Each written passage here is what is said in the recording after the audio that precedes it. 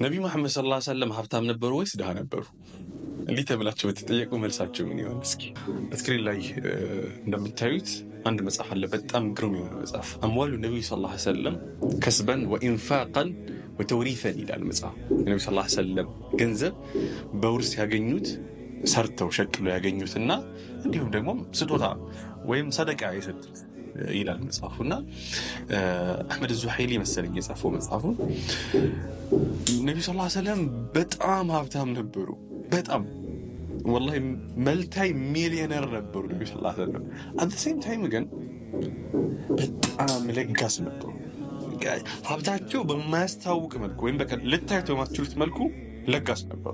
ለነቢ ሰለላሁ ዐለይሂ ወሰለም እንደምታውቁት ከምርኮዎች ከተለያዩ ከሚገኙ ገንዘቦች ሁሙስ 1/5 ይሰጣቸው ነበርና ከዚህ ገንዘባቸው መጀመሪያ ወደ ሻም ሲሄዱ የነግዱ ከነበረው ከአባታቸው የወረሱት እንዲሁም ደግሞ ያለ ጦርነት ደግሞ ከተገኙ የተለያዩ ገንዘቦች ነቢ ሰለላሁ ዐለይሂ ወሰለም ይደርሳቸው ነበር። ይህ በጣም ሀብታም እንዲሆኑ አድርጓቸው ነበር። ግን ነቢ ሰለላሁ ዐለይሂ ወሰለም ሀብታም ብቻ ነበሩ?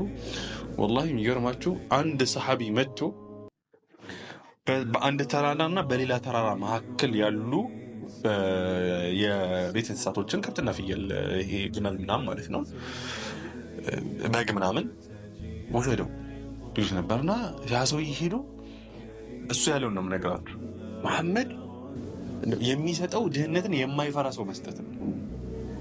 ዩዕጢ መን ላ የኽሸል ፋቅ። በጣም ቸር ከመሆናቸው የተነሳ ማለት ነው። ስንት ራስ ሊሆን ይችላል? አስቡት እስኪ በተራራና በተራራ መካከል የሚሞላን በግ ወይም ፍየል ወይም ግመል አስቡት። ቁጥሩ ስንት ሊሆን ይችላል? በዚህ ልክ ቸር ነበሩ። ግን አት ዘ ሴም ታይም በጣም ሀብታም ለሰሓቦቻቸው ያው ለምሳሌ ከኸይበር ከተለያዩ ቦታዎች ከእርሻ ምናምን የሚመጡ ነገሮችን ሲያከፋፍሉ የአባስ አንድ ታሪክ አለ። ወርቅ ባይዘው ወርቅ የብር ሳንቲም ነውና ወሰዳሉት የምትችለውን ያክል አባስ ሲያዩት ጓጉና ሰይድና አባስ ረዲየላሁ ዐንሁ ወርዳው ከዛ በልብሳቸው እንደዚህ ሰበሰቡና ማንሳት አቃታቸው አባስ። ከዛ ትንሽ ያዙልኝ ያ ረሱላህ አግዙኝ ምናምን ሲላቸው ኖ ራስ አንሳት።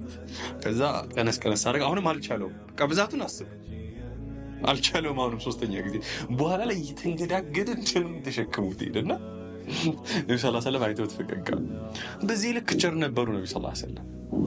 ቸር ነበሩ ማለት ነው በጣም ሀብታም ነበሩ። ስለዚህ እኔ በዚህ ጊዜ በተደጋጋሚ ሲሰበክ የምሰማው ነገር ስላለ ነው። በቃላ ከዙህድ ጋር በተያያዘ ዱንያን ከመተው ጋር ምናምን በተያያዘ ማለት ነው። ስለዚህ ነገር ስህተት ነው። እሺ ዛሂድ አንሆን እያልኩኝ አይደለም። ዛሂድ ማለት ዱንያን በልቡ ላይ ያናነገሰ ማለት ነው። ዱንያ መጣችም ሄደችም ለሱ ደንታ ያለው ነው ማለት ነው እንጂ የሆነ የረከሰ ነገር የሆነ የወደቀ ነገር የሚለብስ ማለት ነው። 80% የሀገሪቷ ዜጎች ድሃ በሆኑበት ሀገር ላይ ምንድነው ተብሎ መሰበክ ያለበት? ምንድነው ተብሎ መነገር ያለበት?